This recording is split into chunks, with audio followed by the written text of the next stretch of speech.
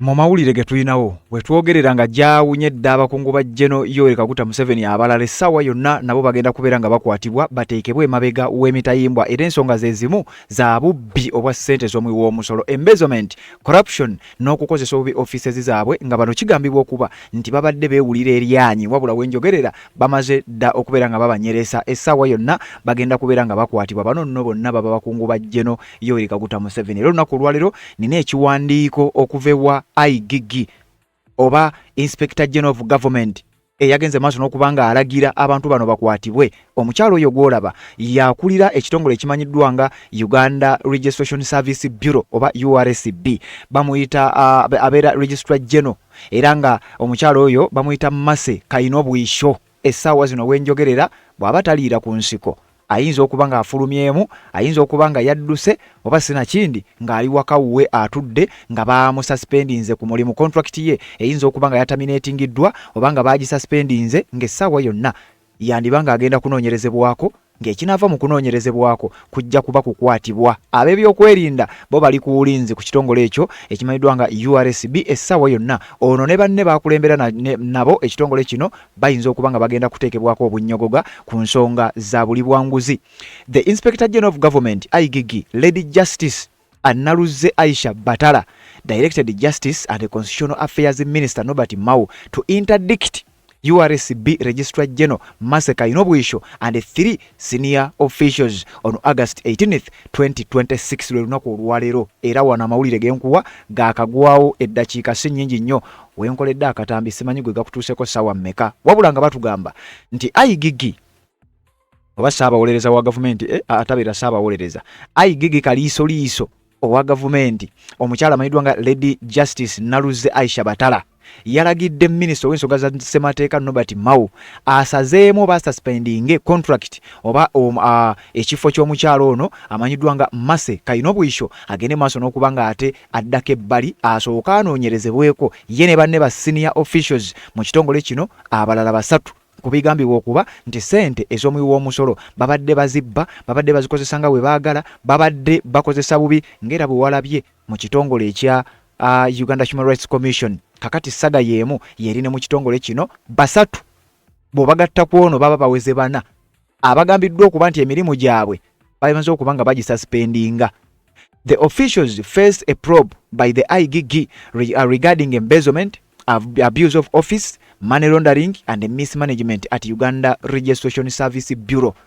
Bagenda kunoonyerezebwako ku nsonga z'embezzlement, kukozesa obubi ssente z'omuwi w'omusolo okuzibba, abuse of office okukozesa obubi ofisi yaabwe, money laundering obufere bwa ssente ne okukozesa obubi okumismanaging ekitongole ekya Uganda Registration Service Bureau. Ekitongole ekyo kitukaabizza kakati wenjogerera bano essaawa yonna bagenda kubanga bakwatibwa. The directive relies on Article 230 of the Constitution of the Republic of Uganda and Section 13 in bracket 6 of the Inspectorate of Government Act to prevent interference.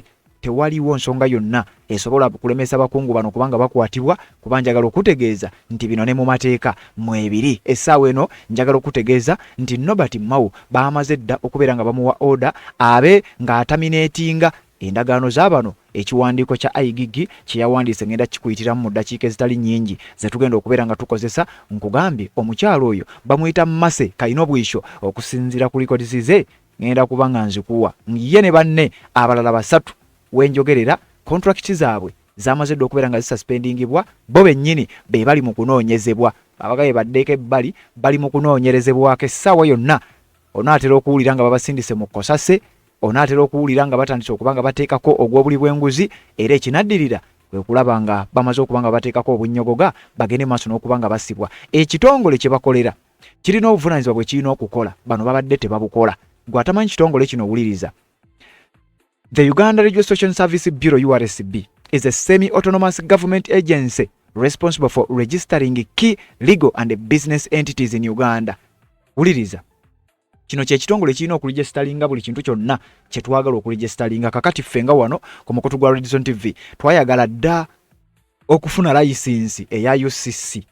Wabula mu kufuna layisinsi ya UCC twetaaga erinnya lya Redison TV nga tulirizavinze n'ekitongole kino ekya URSB kye kirina okusooka oturegisteringa. wabula abalina okukola emirimu gino ebiseera ebisinga sijja kwogera biki bye tutera kusangayo awo. Nze kankuwe kino ekigenda mu maaso, ekyo nakyo kijja kuba kya lunaku lulala. Kati kino ekitongole bwe bumu ku buvunaanyizibwa bwe kiteekeddwa okuba nga kituukiriza. Launching and maintaining the registry for companies, partnerships and sole proprietorships. Documenting vital life events including civil marriages, customary marriages and divorces. Registering patents, trademarks, copyrights and industrial designs to prevent innovators. Regulating receiverships, bankruptcies and the liquidation of financial distressed or corporate entities. Managing the registry for commercial security interests placed on movable assets. Kakati emirimu gye kirina okukola abakulu jukira owulidde ebigambo bingi be balina okuregulatinga abasaba divorce, be balina okuregistaringa abafumba abagenda okugattibwa, okubeera ku record. Kino kye kitongole ekigenda maaso n'okukola emirimu gyonna nga bwe ngikusomedde. Kati abakungu baakyo essaawa yonna bandi bateeka ku kabangali ya poliisi era nga nayo kigambibwa okuba nti eri ku bulinzi ebalinze essaawa yonna. Order yekyalindiddwa babeere nga bagenda maaso n'okuba nga bakwatibwa. Bano be bano wammanga. Kuliko Mase Kayino Bwisho, Registrar General, the Supreme Head and Accounting Officer of the Bureau. Ono yabeera akulira ekitongole ye Registrar General. Kati balagiddwa ye ne banna abalala basatu be baliwa. Kuliko Alex Anganya, Deputy Registrar General omumyuka we for Finance and Administration. Arthur Kwesiga, Commissioner for ICT and Innovation. Walik Kule, Assistant Commissioner for Business Registration Services. Wabula waliwo n'omulala amanyiddwa nga Gilbert Agaba, naye erinnya lye lirabikiddeko mu sources zange, naye ye sinnakakasa nnyo okusinziira ku records oba sources nga bwe zitugamba. Billions were funneled into designing, deploying and maintaining the Grinche online business registration system through heavily inflated vendor costs. Sente nga bwe nkugambye zibbibwa. Kati bano abakulu balina okubinnyonnyola kubanga ssente z'omuwi w'omusolo nakugambye bakungu ba General Yoweri Kaguta Museveni. Ssente zibbibwa, beefuula abaregisteringa ebintu ebyenjawulo byonna bitandise okuba nga bibaddira. Funds allocated for these specific institutional tracking program were allegedly diverted and laundered. Weak financial control allowed some entities to bypass official statutory fees, resulting in significant non-tax revenue losses for the government.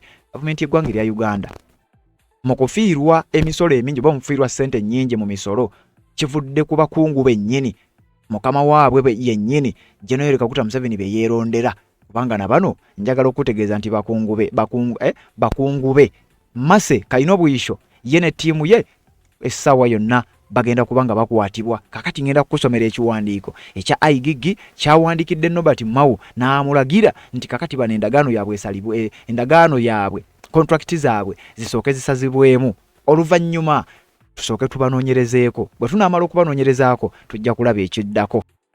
Ensonga z'obufumbo olina omwami naye ng'akutawaanya, olina omukyala ng'akutawaanya, bajja ne bakwagalako ne bagenda. Gwe alina ebizibu mu byenfuna nga ssente zikuyita mu ngalo, wooteeka ssente zifa bufi b'owola tebazza. Gwe aloota ng'ogwa mu nnyanja, gwe alumizibwa omutwe nga guganja okuwona, naawe aloota ng'ebintu bikozesa ensonga z'obufumbo. Nina ekifo ku mugga awali amayinja wennyambululirako ebisiraani, ekikwa, ekifiiriza, omudibo, obutaganja, obutaweebwa. Nzijanjaba abantu ab'enzikiriza zonna, nsiŋŋaanibwa njeru ku lw'ejjinja. Gwanjagala kuba ku nnamba yange eyo, naawe aliye wale nnyo yita ku WhatsApp. Yes, webale kubanga okyagoberera yonna gy'osinzira okubanga gy'otulabira, naddala gw'atambula naffe ebbanga lyonna, atanaba kubanga osubscribe nga kikole, okkirira wansi awo olaba ekigambo subscribe n'okikwatako, okwata kade aka notification n'obeera omu ku abo basooka okumanya buli bwe tunaabanga tutaddeyo ensonga yonna. Gendako ne mu comment section, teekayo obubaka bwo ku nsonga zino zennyini ze tugenda maaso n'okubanga ate tukuleetera. Abakungu abo nga bw'obalaba batambulira mu mmotoka ez'ebbeeyi, bali ku ssente z'omuwi w'omusolo, bazidivertinga bwe bazizze eno bwe bazizze eri. Kakati wenjogerera bitandise okubanga bibakyukira. Newankubadde toyinza okulaba nti gavumenti ebalonda ate yebakwata, wano waliwo ensonga era waliwo akabaddi nga batutera okugamba nti bano bwe baba bakwatiddwa bayinza okuba nga be bakwatiddwa naye gye biggwera babaako ne beexpose nze. Kati nze ensonga lwaki nkuleetera amawulire gano, mba nsuubira nti mu kaseera akatali keewala wagenda kubeerawo abanene abagenda okubeera exposed mu ddiiru zino, era tujja kujja tubeere nga tubakuwa. Ono y'aba alabikidde mu kamera nti yabbye, yali mu kunoonyerezebwako, kumbe mabega waabwe wabaayo abo by invisibles abagenda maaso n'okubanga bakola omulimu. Kakati wuliriza okusinziira ku kiwandiiko ekyafulumidde ku mukutu gw'amuliro gwa Daily Monitor, bagamba nti IGG directs interdiction of URSB boss Mase Kainobuyisho 3 senior officials over graft. Kalisoliso wa government yalagidde abantu bana baberenga bagenda maaso n'okubanga endagaano zaabwe zisooka ziyimirizibwe basooke banoonyerezebweko, era nga abakulembeddemu ye Mase Kainobuyisho yakulira ekitongole ekyo. Nakugamba bwe nkuleeteranga ebiwandiiko nga bino focus giteeke nnyo ku mannya. Waliwo ensonga lwaki waliwo akabaddi kakati bwe baba bamukutte ng'agenda maaso n'okubanga ssente z'omuwi w'omusolo azikozesa bubi, osobola okutegeera kye kitegeeza era osobola okutegeera wa gye guggweera. Yensonga lwaki ffe tugakutuusaako obeere ng'oli updated bino ng'obimanyi. Wuliriza okusinziira ku kiwandiiko kino nga twongera ogenda maaso n'okubanga tukiyitaayitamu. The Inspector General of Government, IGG, Lady Justine Naluze Aisha Batala, has directed the Minister for Justice and Constitutional Affairs, Norbert Mao, to immediately interdict the Registrar General of the Uganda Registration Service Bureau, Mrs. Mase Kainobuyisho, over sweeping corruption allegations.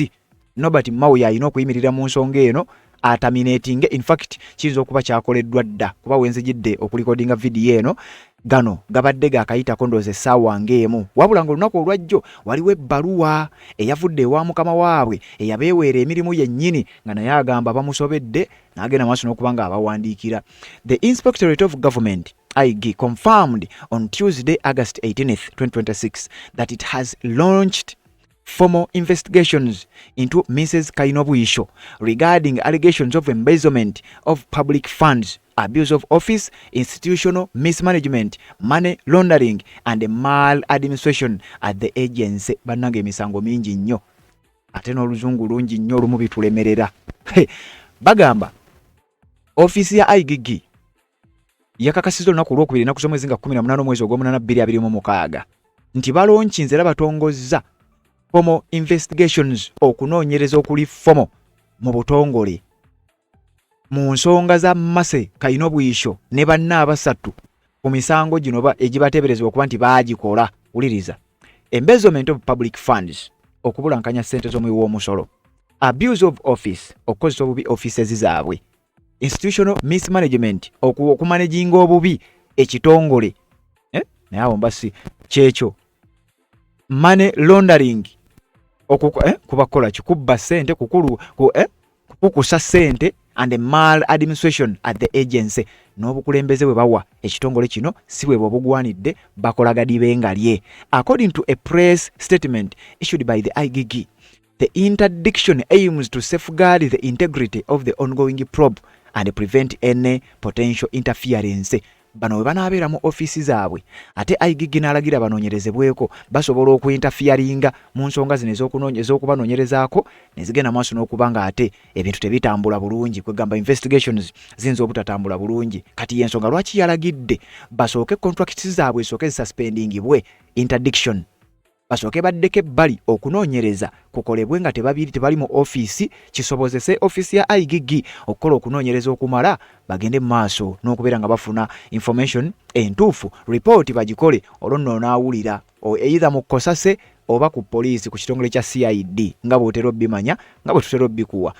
Wuliriza: the IGG anchored the directive on Article 230 Constitution of the Republic of Uganda, Section 13 in bracket 6 of the Inspectorate of Government Act. The provisions empower the ombudsman to make such orders and give such directions as are necessary and appropriate in the circumstances during or after an investigation. Etteeka Ssemateeka wa Uganda akawaayiro 230 n'etteeka erifuga Republic n'etteeka akawaayiro 230 section ne article 13 Inspectorate oba IGG kigambibwa okuba nti ayina powers ezisobola okuwa ebiragiro ebifaanana bwe biti. Ona asobola n'okuwa powers ez'omuntu ono okukwatibwa bwe kiba nga kyetaagisizza. Norbert Mao has been tasked in consultation with the URSB board to establish interim arrangements to maintain operational continuity. Mao bamuwadde obuvunaanyizibwa oba okugira nga anoonya muntu kyayinza okugira nga atwala ekitongole mu maaso nga bano bwe bagenda mu maaso n'okuba nga banoonyerezebwako nga bafeesinga akaseera ak'akazigizigi bano ababadde bano abakulu be mulaba kati njagala nkuwa example lwaki bannayuganda abamu babeera basanyufu nga bino bimaze okuhapeninga. Emmotoka ez'ebitongole ezo zitera okubaamu abantu bano abamu baba bakuumibwa abamu babeera banene nga womanyi babeera connected. Bano be bantu abatera okusangibwa mu makubo tebava mu makubo bavuga wanuwe kwegamba bakola ebintu byonna ebiri emabega kwegamba ebiri ebitali mu mateeka. Gwe ayinza okuvayo n'okomplaininga be bano abantu boolaba n'afuluma mu mmotoka yakoze ensobi n'akukuba kibooko ababooda babimanyi kuba be batera facing embeera. Kati bano be bakungu abagenda ne bagwa mu shit nosanga munnayuganda nga musanyufu lwaki bino bibaddewo. Kati wenjogerera kigambibwa nti buli munnayuganda eyali afeesinze ku mbeera eno agenda maaso n'okuba gudiikudde. In a parallel directive, the IGIG instructed URSB board chairperson Francis Butagira to interdict 3 other senior executives: Deputy Registrar General Mrs. Alex Aganya, Commissioner for ICT and Innovations Mr. Arthur Kwesiga, Assistant Commissioner for Business Registration Services Mr. Walid Kule.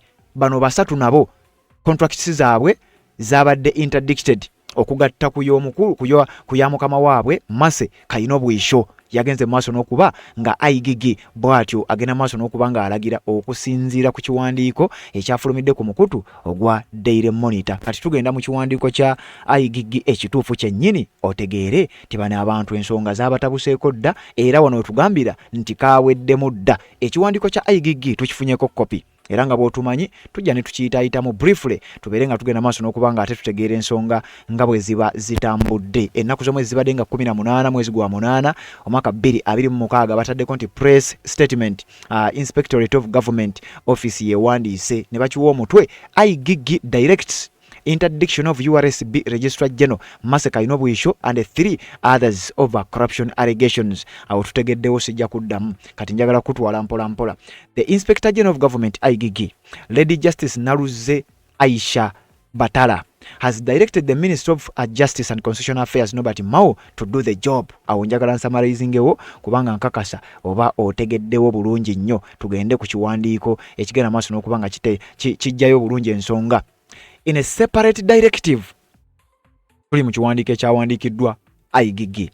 The IGG has directed the chairperson of the Uganda Registration Service Bureau Board of Directors, Right Honorable Butagira Francis, to interdict 3 senior officials of the Bureau pending completion of investigations into allegations of corruption against them. IGG yalagidde chairperson wa board mu kitongole kya Uganda Registration Service Bureau okwinterdictinga abantu basatu contracts zaabwe babeere nga baddako ebbali bayimirireko ku mulimu okunoonyereza kusooke ku ggwe. Be bano benkugambye the affected officials kuliko Mr. Aganya Alex, Deputy Registrar General Mr. Kwesiga Arthur, Commissioner ICT and Innovations, and Mr. Kule Walid, Assistant Commissioner Business Registration Services mu kitongole kino.